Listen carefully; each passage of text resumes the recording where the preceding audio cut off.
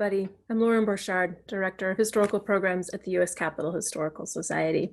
Thanks for joining us today. We're here with Lunch Bites with Steve and Jane, and today is Q&A day. So we'll be answering some questions that folks sent in as they registered and that we have left over from previous episodes of Lunch Bites, some cliffhangers that we'll address today.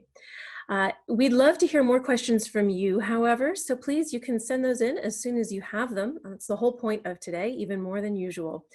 The best place for you to submit those questions for us is in the Q&A section. If you wake up your screen with a tap or moving your mouse, you'll see the icons pop up, or maybe there are 3 dots and it'll be under the 3 dots. There's one that says Q&A that has a couple of chat bubbles, and that's the one where you can submit your questions. It's the best way for us to keep them organized on our end. So send your questions for Steve and Jane there. If you have any technical or logistics related questions, you can put those in the chat. It's a separate feature and it's nearby the Q&A location, so you can see them both. And if you submit a question to the chat, we'll try to answer it, but it's a little harder for us to keep it organized there. So the other thing to know is that, as always, this session is being recorded, and we'll send out the link to everyone who has registered for the event. So everyone will have a chance to see it again later as well. With all that said, I will turn it over now to Jane Campbell, President and CEO of the U.S. Capitol Historical Society. Thank you so much, Lauren, and welcome to an ongoing series of Lunch Bites with Steve and Jane with our distinguished tour guide, Steve Livengood, who has been touring the Capitol Hill neighborhood and telling the story of how fabulous the development of this neighborhood and this symbol has been over the years. So let me just try to put everything in context as we move forward. This is a series that is possible because the United States Capitol Historical Society is supported by our members. The Historical Society exists for over 50 years to tell the story of the United States Capitol. And when we went into the pandemic and everyone was working from home, we of course had to cancel all of our in-person events, and we were mercifully able to reconstitute and come to a virtual series. And now that is what is going on, and we appreciate so much your participating. We appreciate the fact that you participate and that you enjoy, you join with us, and that you share the invitations with others. So I would invite you to put your invitation, your questions for Steve in today, even now, because this day belongs to you and belongs to all of the listeners as we move forward. And today we are starting in your follow-up note. You're going to get a survey where we ask you to give us some feedback about these webinar series. Is there something that we should be doing that we're not doing? Are there issues that you would like to hear about that we can put together, in which case we will try to, get an audience participation. Today is Audience Participation Day in every way. So we've pulled a few of the questions from prior times, and we will start with the question where, when Steve talked about the petition signed by the women in the fancy houses where Russell Building now is, some people said, why did the women sign it? These were women of status and privilege. Where were their husbands? Were they not living with their husbands? What's going on? What's the deal with the women? So Steve, tell us about, why did you only talk about the women? Right. The women are the ones that signed the petition, and that was that's why I limited myself to them. But of course, I identified them by the positions that their husbands held. As far as we know, the husbands were all living there too, but none of the husbands signed the petition. And so since I wanted to talk about the petition, I limited myself. And in fact, that's the way the book does it. It discusses the women and says what their husband did and so forth. So that's the reason we talked about they were not separated from their husbands that we know of. Okay. And because at that point in time, just like for so many times, women were identified by the status of their husbands, not by their own status and their own opportunities. So, Steve, one of your friends and neighbors, Gerald Osterman, someone I understand you know from the Army. Yes. Said, okay, Steve, here you are. You're talking about the Capitol and symbol of freedom, blah, blah, blah. There's a lot going on in the Capitol with these protests. And tell us about the Capitol as a, place of protest, and how has that been over the years, and what's going on now, and how do you see the Capitol as a, place where people bring their grievances? Well, it has a long history. It was part of its purpose. It goes back even before the Congress moved to Washington. They were meeting in Philadelphia, and they were meeting in the state capitol at a time when the Pennsylvania militia had not been paid, and the Pennsylvania legislature was responsible for paying them, the militia. And the militia got upset, and they organized and marched on Philadelphia and disrupted the Constitutional Convention. And that threat was there as long as the Congress met in a location where they did not have sovereignty. And so their ability to meet was being affected by the fact that they were in somebody else's territory. And that is one of the prime reasons why it's in the Constitution that the government has to be in a place where it has sovereignty, which of course is how they the reason they created the District of Columbia and said it could not be in a state. So the issue of protest and being the focus of protest goes back that far. Probably the most famous of the protests was called the Bonus March. And in the 1930s, the veterans from World War I had been promised a bonus, but it wasn't going to happen for 20 years. And they said, no, we need the money now.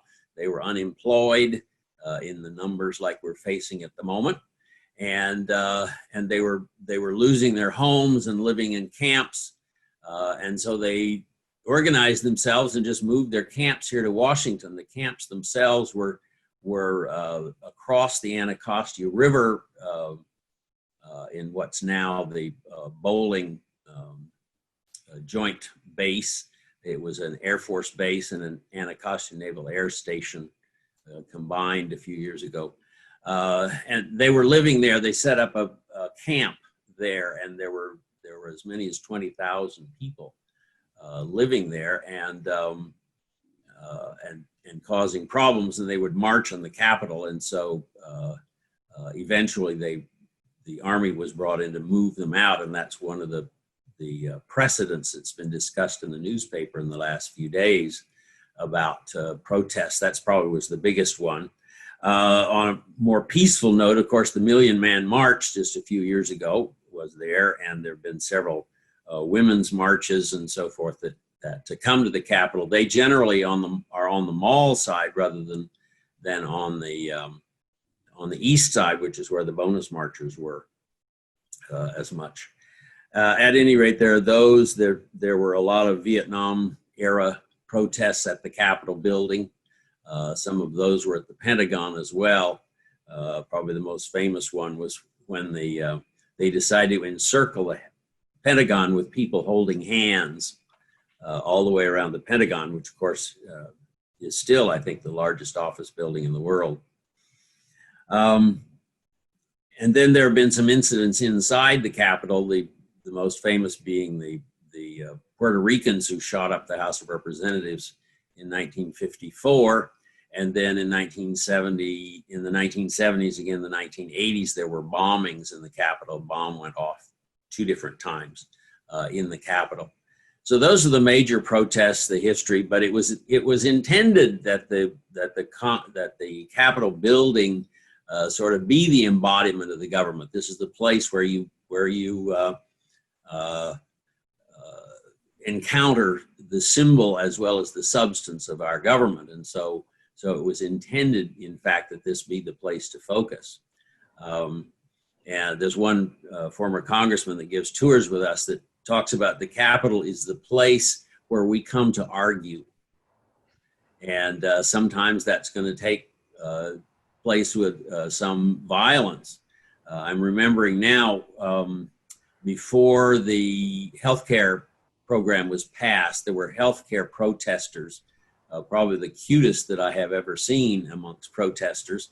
They were wearing hospital gowns, and they had put together these huge bare derrieres made out of plastic. They were huge rear ends on the people. They were wearing hospital gowns with these rear ends sticking out of the hospital gowns to indicate the vulnerability of people in our healthcare system.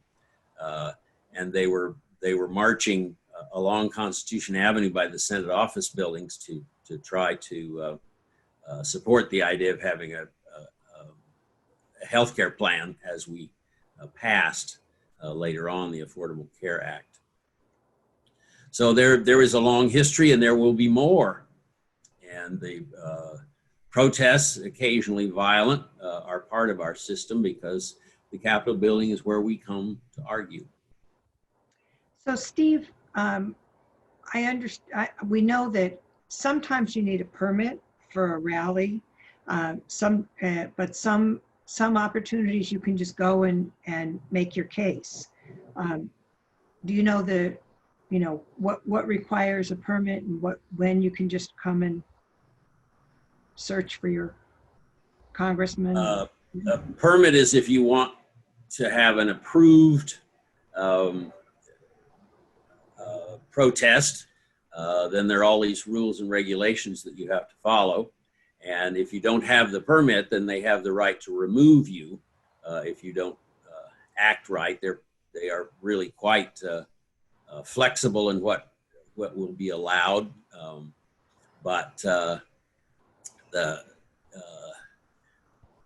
Lots and lots of rules. I don't know them. My guess is it has to do with the number of people that you're planning to assemble, and if you want to be respected for your right to protest there, then you need to get a permit. A lot of the protests, of course, don't want to be respected. They are complaining about the respect itself, and so they defy it in coming to the protest, and that's to be expected.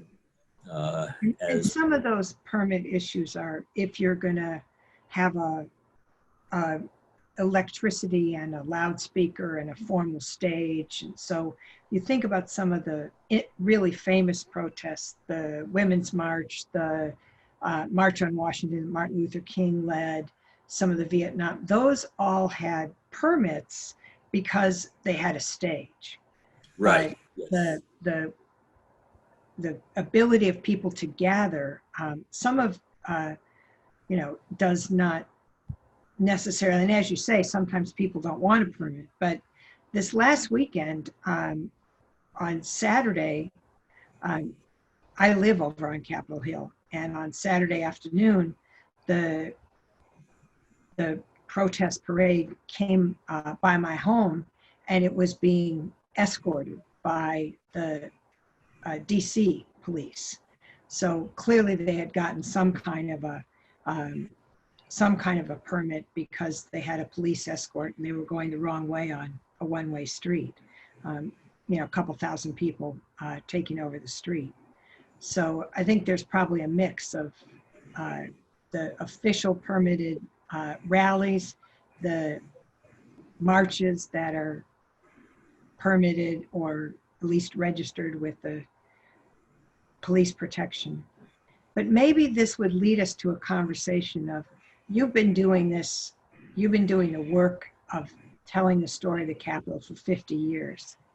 Can you tell us about how security has changed and accessibility within the Capitol in your experience? Well, when I came to the Capitol, this was 1964. I was a freshman at American University, and anybody could walk in the Capitol and wander around in the building. The Capitol policemen were generally were patronage appointments. Each one was appointed by a member of Congress, and they would do their tour of duty at the Capitol, and then many of them had to put in another few hours licking envelopes in the congressman's office or doing things like that. They were usually law students, and they had a desk at the door, and they were sitting there reading their law books and not paying any attention to who came in and out. It was very lax, and people could go anywhere.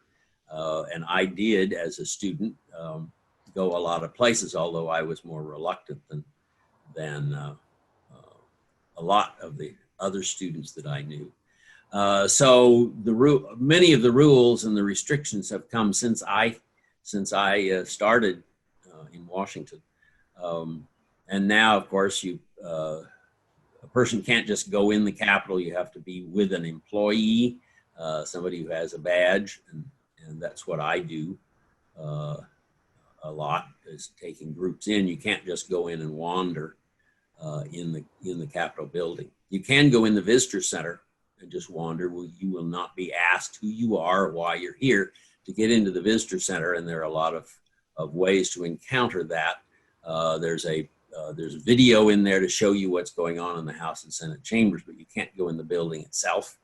And now they've even restricted going in the building late at night. It used to be 24 hours for the staff that we could get in. Now I can't get in after about 11 p.m.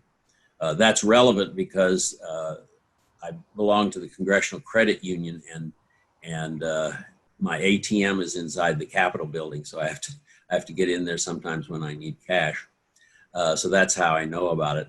But it has gotten tighter, and of course the Capitol Police now are all quite professional. They receive a lot of training, and they're officials, and you don't have anybody sitting around reading law books anymore. And do you know, have protesters caused physical damage to the Capitol over the years? Yes, of course, the two bombs, of course, and the Puerto Ricans who shot 5 members of Congress. None of them died, by the way. But there's been some damage, but the Capitol is pretty solidly built and is prepared for that. The vulnerabilities have been evaluated over time, and so you can't get access to things that could be easily damaged.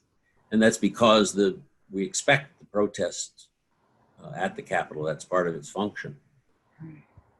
And one of our listeners, Anne Vroom, wanted to share with us a story that her dad told her, that her dad had witnessed the Bonus Army March, and he remembered MacArthur leading an army group storming them on his horse from Fort Myer, that they were also tanks led by Patton. And her dad always told her that it was so awful to see the U.S. Army attacking this poor ragtag group of veterans who were desperately trying to get the bonus money that they'd promised. And so that's how that story lives in the family lore of Anne Vroom.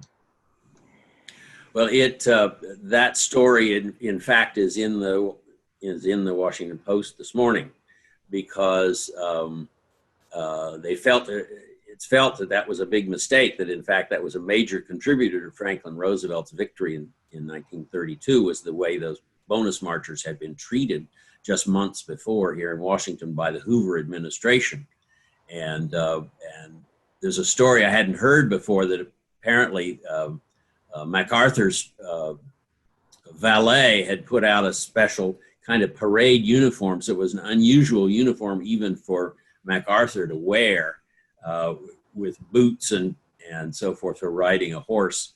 And it was his dress uniform with lots of medals and so forth, and not kind of thing that one would normally expect a general to wear at that time.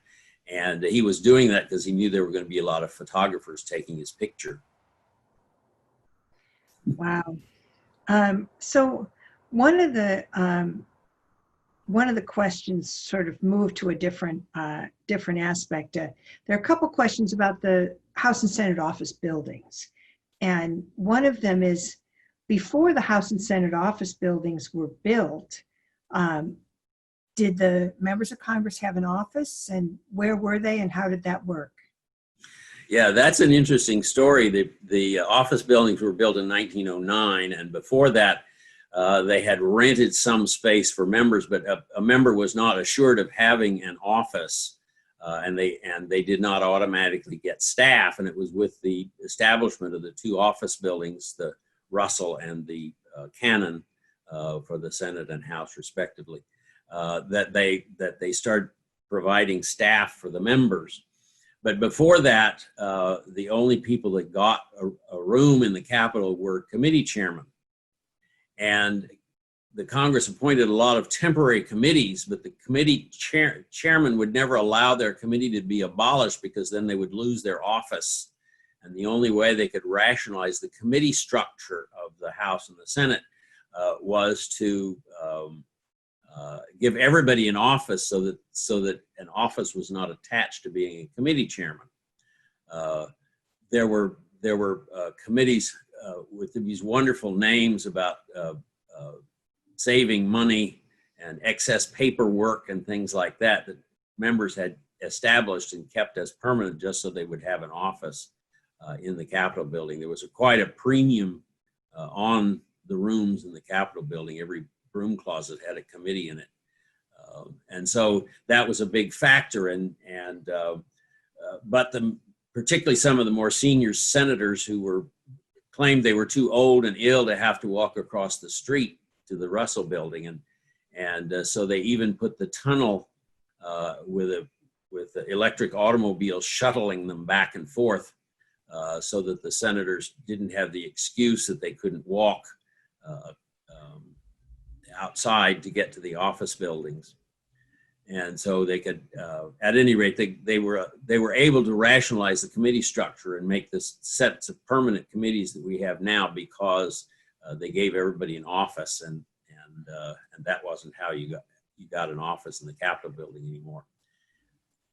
So tell us about the office buildings and the people they're named for. I mean, who are these members of Congress, and what made them so distinguished that they should get their name on the building? Well, the naming only comes with the third office buildings. Before that, they were just called the House Office Building and the Senate Office Building. And there was a joke about the fact that each of them used their initials, HOB and SOB.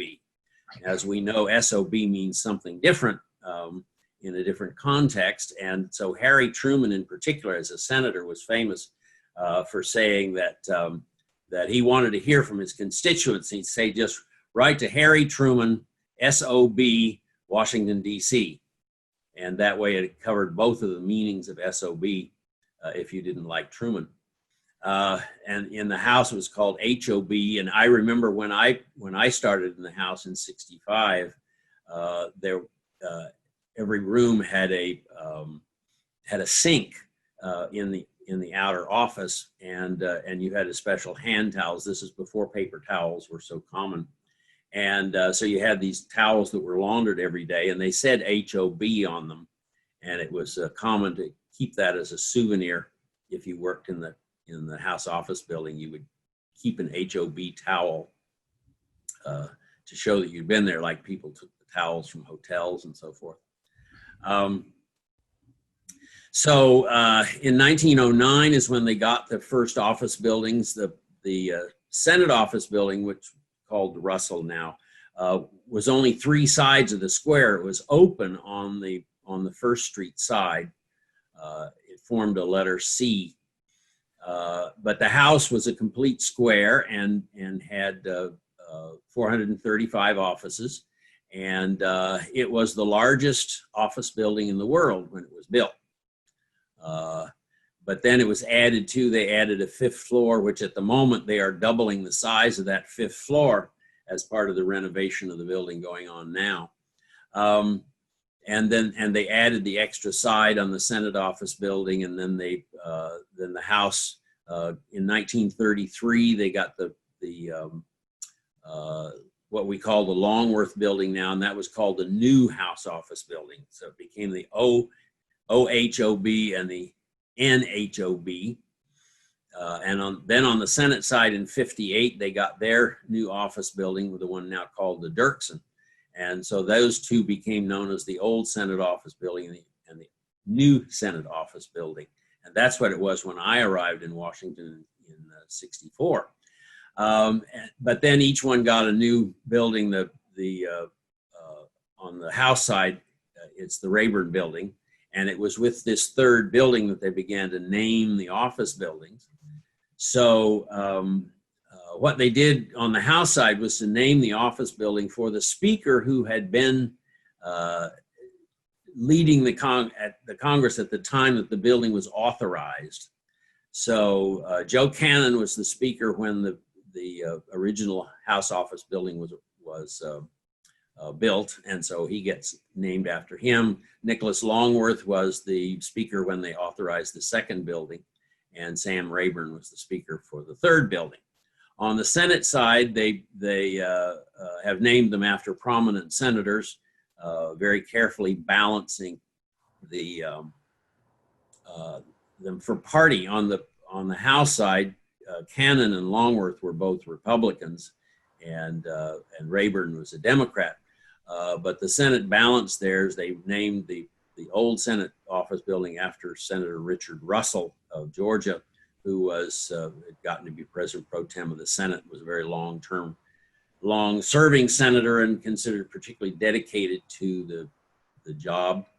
And then the new office building was named for Everett Dirksen, who was had risen to be the Republican leader, very prominent and much beloved senator. Then when they were building the third Senate office building, it happened that Senator Hart of Michigan died, and was quite well respected as well by people on both sides. He was a Democrat, but the Republicans respected him as well. It's Philip Hart, and he happened to die at the right time, so they named the office building after him. Interesting how timing is everything, right? Yes. Taking it a little diversion, can you talk about the tradition of planting memorial trees? When did that happen? And there was some conversation earlier about Thomas Jefferson trees. Is that anyhow related to the memorial trees? The Jefferson trees that I was referring to were the poplars that were planted on Pennsylvania Avenue, and at the bottom of the hill. So at that time, that would not even have been the Capitol grounds. Now it is part of the Capitol grounds, but the poplars are long gone. They had also planted poplars up at the top on East Capitol Street later, and I'm not sure exactly when that happened, but it was fairly early, before the fire, before 1814, that is. As far as planting the others, that's fairly recent. I'm not sure exactly how far back it goes. Probably mostly 20th century, certainly. And there's a whole ritual involved in the planting. You have a ceremony when it's planted and so forth. I've gotten to attend a couple of those ceremonies, and eventually they get a plaque. But they were filling up the Capitol grounds with these memorial trees. A lot of the trees were the classes of pages, and as part of their graduation ceremony, they would have a tree planted to honor their class.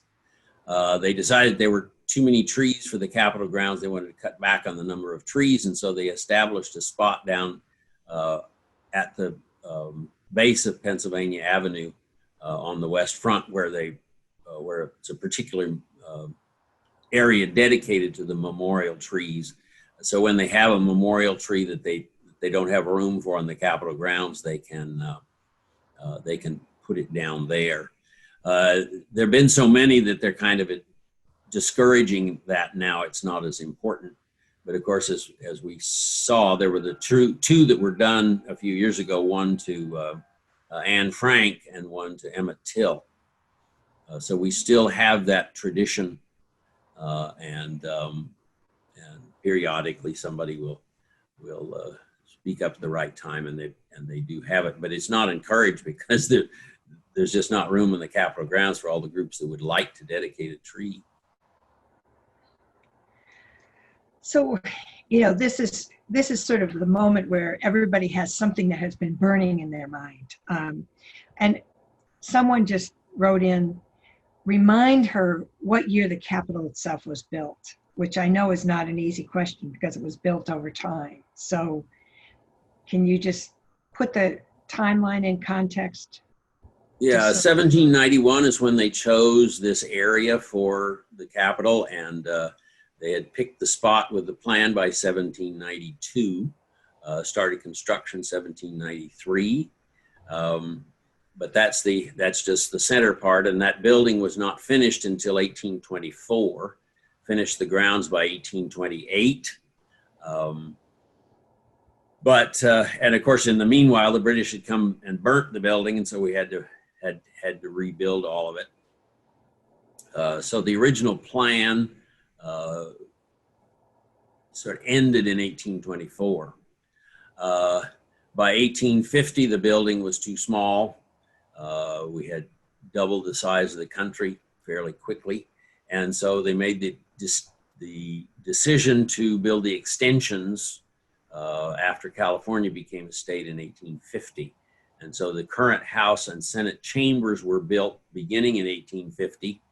In 1855 is when the architect convinced the Congress to build the larger dome, since the previous dome was going to have to be replaced anyway, and it was too small for the building. So that decision was made in 1855, and the wings were pretty well finished. The House moved in 1857 into their new chamber, and the Senate in 1859.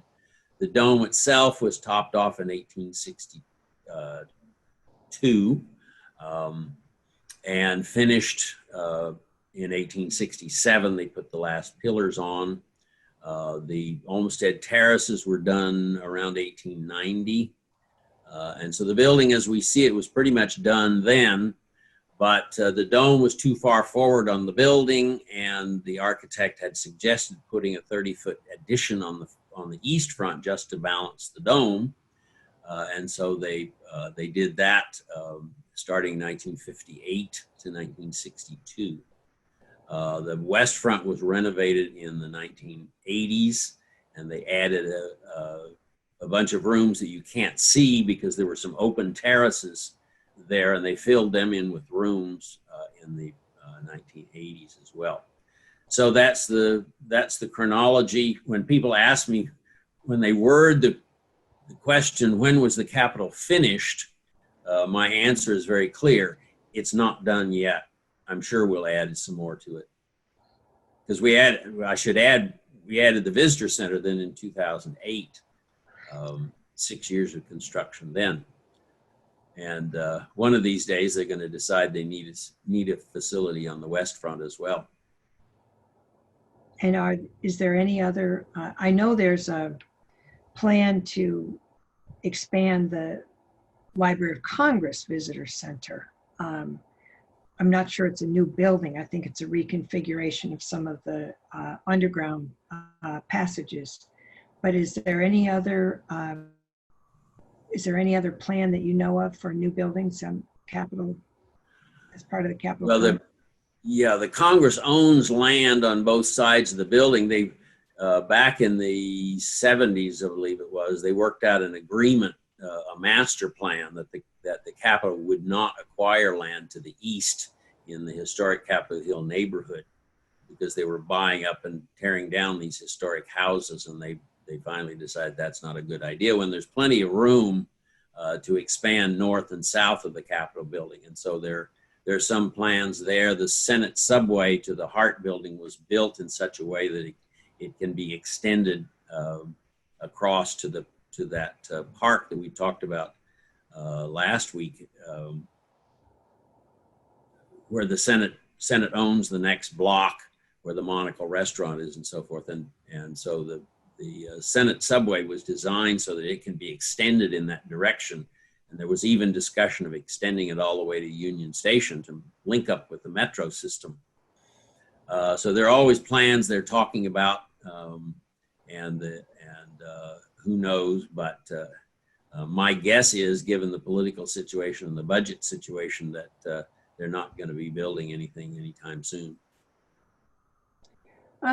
One sort of modern question, we just have, the House has just passed a mechanism to allow proxy voting. Has that ever happened in the past? Has there been any other time where members of Congress have been able to vote by proxy or vote from distances?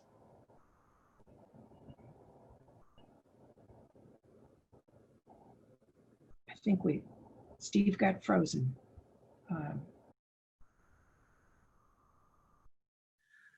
Sorry, I lost my internet connection for a moment.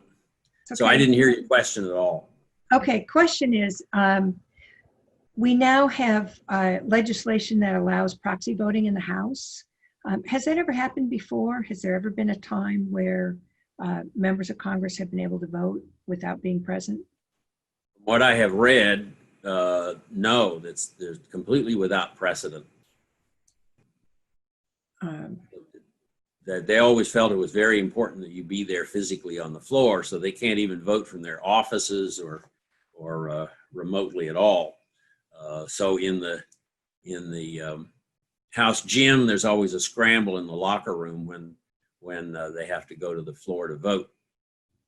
All the members that are working out have to put their clothes back on and run over to the chamber. Yeah, there's a story about Senator, who was it? There was one of them who was a big tennis player, and they had a vote called, and he was in the middle of a tennis game, and they have a lot of rules about decorum on the Senate floor. And he ran over from his tennis game, put his suit coat on, and leaned in from the cloakroom and voted, waved to vote, but he actually had his shorts on, so they say. So he couldn't come onto the floor because he was inappropriately dressed. But in order to get his vote taken, he would do that from time to time. That reminds me of the famous story about the Senate bathtubs. Vice President Henry Wilson was famous for taking lots of baths, and he was supposed to back then the vice president actually presided over the Senate, and he would spend too much time in the bathtub in the Senate basement and have to put his clothes on as he was rushing up to preside over the Senate. And the legend was that sometimes he didn't get everything buttoned up the way he was supposed to when he got up to the Senate. But then he died of pneumonia, and baths were not considered particularly healthy. There were a lot of people, like people that oppose vaccination today, who felt that baths were not healthy, and you could catch pneumonia and so forth. And so there were a lot of people that said that he died of pneumonia because he took too many baths, and people shouldn't take so many. I'm glad we've abandoned that. It's good that we've abandoned that. We said we were going to do this for just a half an hour, and we have gone well past that.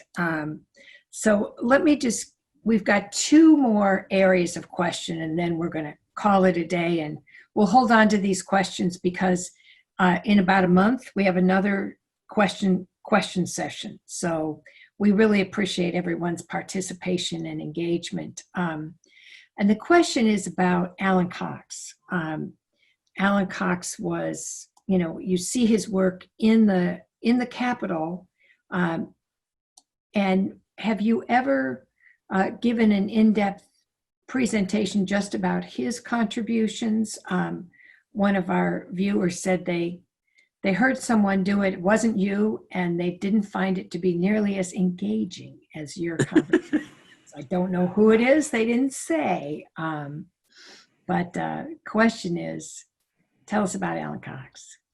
Yes, Alan Cox did the corridors on the House side, which were done by the U.S. Capitol Historical Society. We're the ones that hired him and paid him to do those corridors, and went through the design process and so forth. That was our bicentennial gift to the Capitol, and it's the biggest thing we as a society have ever done. So there are 3 corridors underneath the House chamber. The ground floor corridors are decorated by Alan Cox. We hired him because he was the one that the Congress had hired to finish the Bermuda frieze in the rotunda. The last 3 sections of the Bermuda frieze were done by Alan Cox in around 1950. And so for the bicentennial in the 1960s, we hired Alan Cox to do these corridors, and they're very elaborate. And yes, I have a presentation about that. And that would be something I could do one of these days. Particularly compare what he did in the 1960s and 70s with what Bermuda had done in the 1850s through 1870s is very interesting, because Bermuda is very Italian and Cox is very American, and you can see the effects in the painting itself. So that's a good idea, and I'll do a program about that one of these days. Yep. We will put it on the agenda. And then one of the final question is, there were a lot of questions. You talked about Tiber Creek and it moving around, and the whole question about where was the watershed? Did it go over by where the Native American Museum is now, or how did all that sort out? And I know you've done a little bit more research since those questions emerged. And so do you want to give us a little bit of update on where is Tiber Creek these days? Well, it happens. I did a little research and I came upon some pictures that I can share here. Let me make that full screen. Okay. The first thing I did was to look at the watershed of Tiber Creek. And this is one of the maps from the Creating Capitol Hill book. Okay, where is it? Okay, there's my little pointer. So this is Tiber Creek down here, and it follows here. This is the Capitol here. So it goes down at the base of the Capitol and goes up here, and about here is Union Station. And then it curves around here, and here it's called Goose Creek, but this is the main channel here.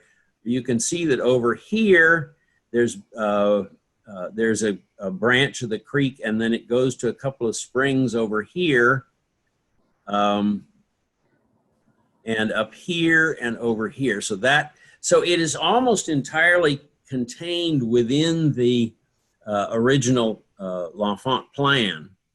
And I thought about why, and I realized that the reason is that starting over here is a row of bluffs, and that's why the Capitol was chosen, because it was on this row of bluffs.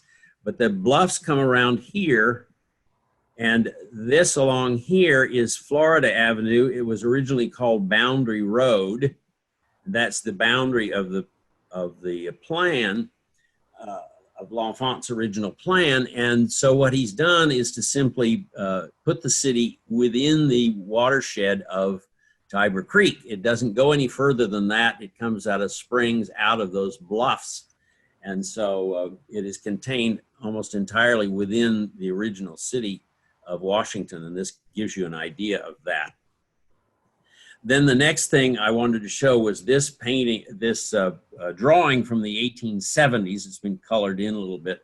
This is a bridge that was over the end of Tiber Creek where it flowed into the Potomac, which was at 17th Street. What they call the Lock Keeper's Cottage is there now to mark the location. But this is what it looked like in the 1870s. You had this canal, which is here. And then this part down here is the Potomac River. And this is the bridge that went over to the to what was called the island then, which was Southwest Washington. And that's what the end of Tiber Creek looked like. Over on this side, this is a picture I took just a couple of weeks ago. And this hole right here is Tiber Creek. That's where this water flows out into the Potomac. Now the size is much smaller now, but of course what's happened is that they've filled in all of this water here is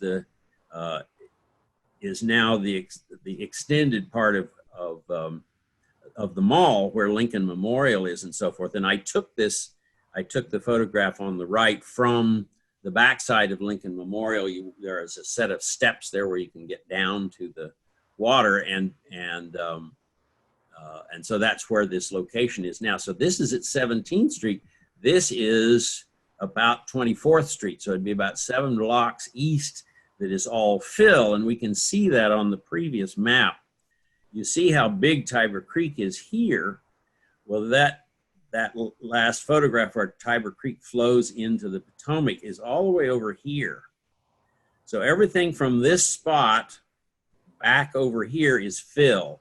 And that is what we call the reflecting pool. And then down below that, down here, is the tidal basin. But Washington Monument, see, this is the White House here, and Washington Monument sits due south of that, sort of in line with the Capitol. So about this point is where Washington Monument is today. And you can see it was a prominent point and it stuck out in the river. But today it's a half a mile from the river because all of this area has been filled in. And all of Tiber Creek, all of this stuff flows through that little hole that I showed you on the next map. And that is along about here where the marker is now. This is 23rd Street up here.